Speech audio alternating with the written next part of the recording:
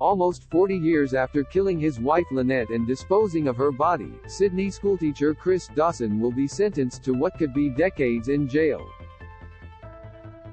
Justice Ian Harrison is set to conclude a 4-decade-long wait for Lynette's family on Friday, handing down his sentence on the convicted wife killer in the NSW Supreme Court. The decision comes more than 13 weeks after the judge found the 74-year-old guilty of murder and 3 weeks after his brother-in-law called him a conniving monster during a sentence hearing.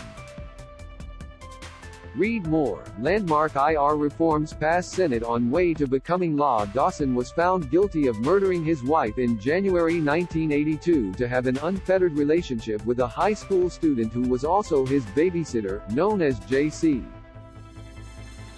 During the sentence hearing, Crown Prosecutor Craig Everson SC said Dawson had planned a deliberate and conscious act of domestic violence with an intention to kill. He said a crime of very great heinousness required a term of life imprisonment.